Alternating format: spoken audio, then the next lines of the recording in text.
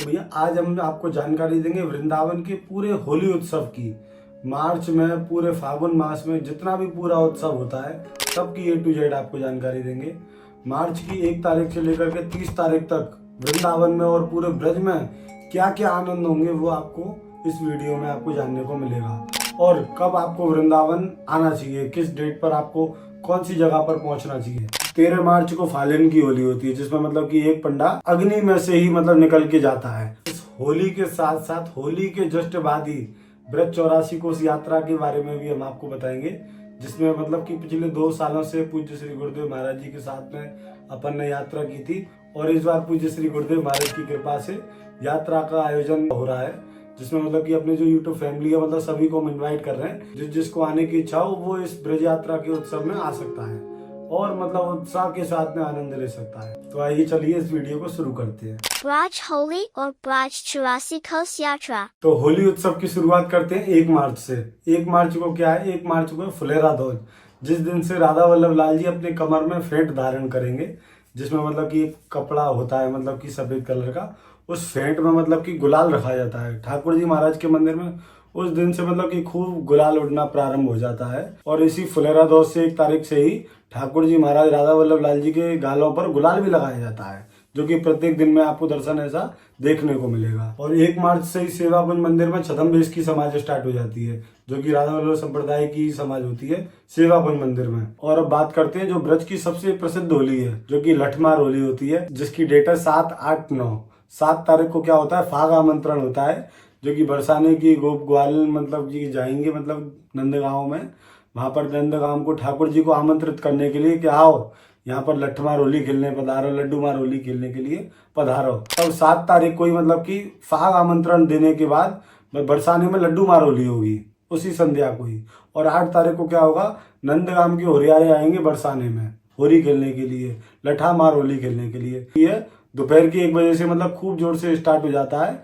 मतलब अपने नंदगांव के जो गोस्वामी समाज होते हैं सब महल की ओर जाते हैं और मतलब कि खूब समाज गायन होली की धमार गाते हुए जाते हैं। अब 9 तारीख को ही सेम ऐसा करेंगे बरसाने वाले गोस्वामी समाज जो है नंदगांव जाएंगे, वहां पर पाग वगैरह धारण करेंगे। उसके बाद वहां पर भी लठमार होली होगी। ये हो गया 7, 8, 9। अब देखते हैं आगे क्या है। अगर आप जाना चाहें तो आप जा सकते हैं, बट ये अपने साथ में छोटे बच्चों को ना ले जाए, क्योंकि भीड़ का काफी ज्यादा मतलब उधर रहता है, रश रहता है बहुत। 11 तारीख को है रंगभरी एकादशी, जो कि वृंदावन की मतलब होली की बहुत विशेष दिन है। उस दिन क्या निकलता है, प्राचीन चीज सुनो।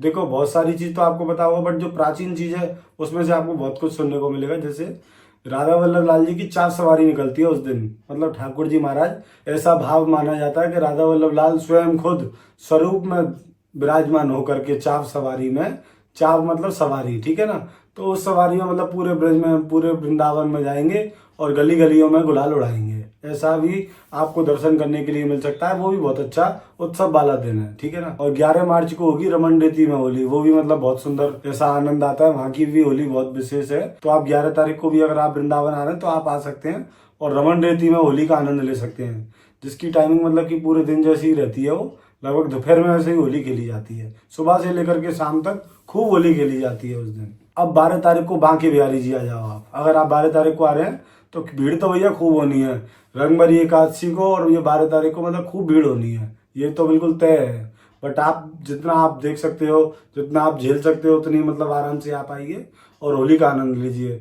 जैसे 12 तारीख को बांके बिहारी जी में होती है प्रसिद्ध फूलों की होली, उसमें भी आप जरूर आइए। 13 मार्च को फाल्गुन की होली होती है, जिसमें मतलब कि एक पंडा अग्नि में से ही मतलब निकल के जाता है, वो भी बहुत ज्यादा विशेष है। आपने देखो होली तो बहुत ज्यादा देख ली होंगी, और आपने होली के साथ साथ में होलिका भी दहन देखा होगा खूब। कई जगह देखो होली जो है छोटे स्वरूप में जलती है, मगर ब्रज में एक फाल्गुन गाँव है, वहां पर जो होली का आकार है ना बहुत बड़ा होता है, जिसमें से एक होली मतलब इतनी बड़ी जलती है, जिसमें से फाल्गुन गाँव का एक पंडा, उसी गांव का एक ब्रजवासी पंडा, वहां पर एक मंदिर है, विशेष प्राचीन मंदिर है। तो उस मंदिर में मतलब कि वो करीब 1 महीने से पाठ करता है वहां का पंडा, और पाठ करने के बाद जलती हुई लौ पर अपना हाथ रखता है। जब मतलब कि एक दीपक की लौ पर हाथ रखेगा, जब उसको लगेगा ना कि अग्नि मुझे असर नहीं कर रही है, तब वो करके होलिका दहन के बीच में से निकलते हैं। वो उस दिन है, डेट है उसकी 13 मार्च फाल्गुन गाँव।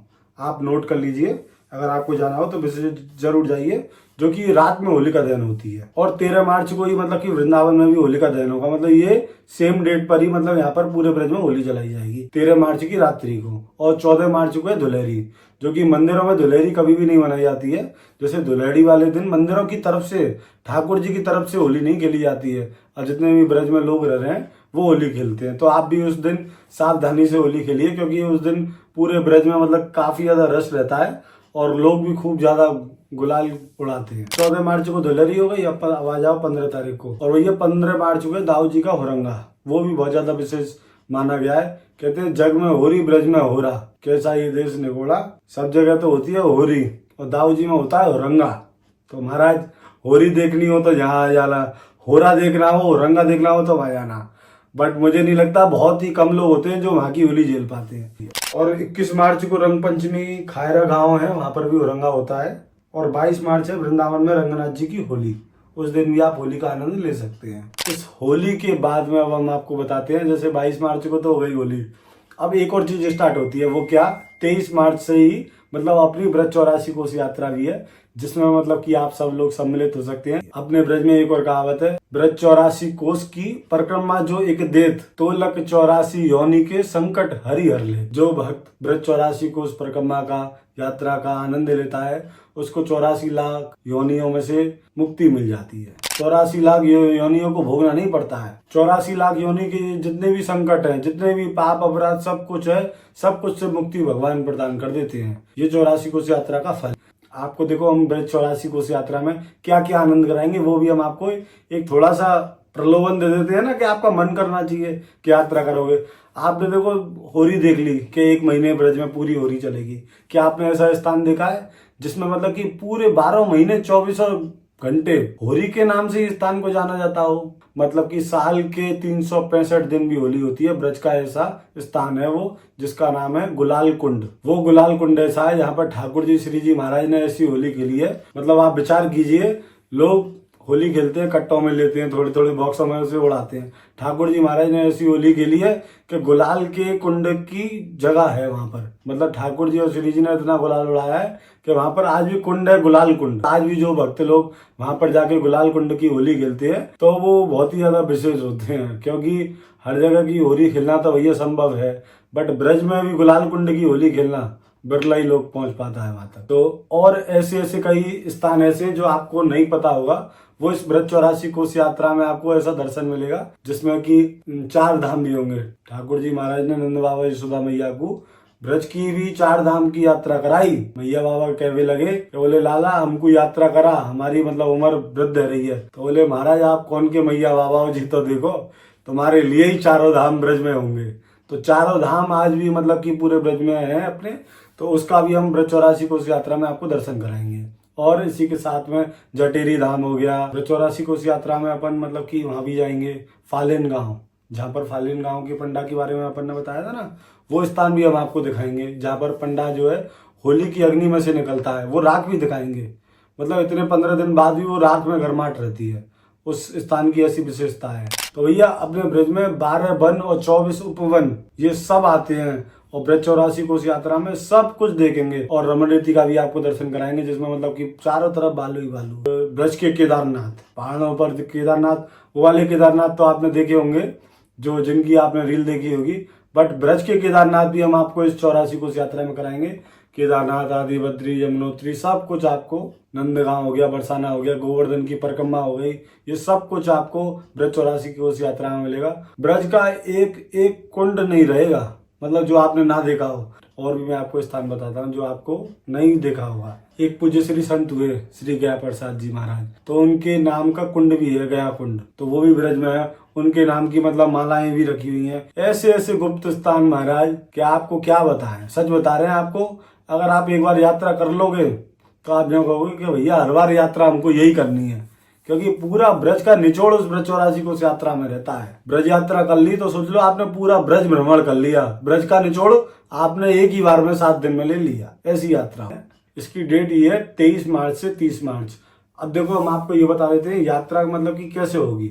यात्रा ऐसे होगी जैसे आप 23 को आ गए, 23 मार्च को आप आ गए, तो 23 मार्च का आपका स्टे रहेगा, ठीक है ना। मतलब कि जो अपन ने वो बुक किया है होटल को, जैसे शिव कृष्ण होटल जो है, शिव कृष्ण धाम, आपको मैं लिंक में मेंशन कर दूंगा डिस्क्रिप्शन में, वो आप वहां से गूगल मैप के द्वारा आप डायरेक्ट उस जगह जा सकते हो आप। तो वहां पर आपका मतलब स्टे रहेगा 23 को, क्योंकि कई लोग बाहर से भी आएंगे दूर दूर से, तो सब लोग थक जाते हैं, तो उसी दिन सफर तो होगा नहीं। तो 23 तारीख को वो रात तक लोग रुकेंगे, 24 तारीख की सुबह से मतलब कि खूब अच्छी तरीके से यात्रा को प्रारंभ कर देंगे। सुबह सुबह कीर्तन वीर्तन हुआ करेगा, फिर उसके बाद सभी भक्त लोगों को बाल भोग प्रसादी कराएंगे। फिर उसके बाद यात्रा के लिए शुभारंभ कर देंगे नाम कीर्तन करते हुए ठाकुर जी महाराज की कृपा से। और जहां जहां मौका मिलेगा वहां संकीर्तन करेंगे सब भक्तों के साथ में। इसकी मतलब लिमिटेड सीट रखी गई है। पहले तो अपन ने 200 लोगों की लिमिटेड सीट रखी थी, बट अभी अपन ने लगभग 120 सीट रख ली, क्योंकि ज्यादा भीड़ नहीं होनी चाहिए। कम से कम में इस बार अपन ने पहली बार में सोचा है। तो अगर आप लोग जितने भी लोग इच्छुक हैं वो आप जल्दी से जल्दी हमारे इस नंबर पे कांटेक्ट कर सकते हैं व्हाट्सएप पर। और बस यही बात है कि नंबर हम शेयर कर रहे हैं केवल और केवल यात्रा के लिए। तो अगर आप यात्रा के लिए इच्छुक हैं तो आप यात्रा कर सकते हैं, अन्यथा जैसी आपकी इच्छा है, क्योंकि बिना ठाकुर जी की कृपा के तो महाराज वृंदावन में प्रवेश नहीं मिलता, यात्रा तो बहुत दूर की बात है। तो इसी के साथ इस वीडियो को भी एंड करते हैं और मिलेंगे फिर हम जल्दी नेक्स्ट वीडियो में। आप सभी को राधे राधे। आप सभी को Like, share, subscribe to Vrindavan Mark. Thank you.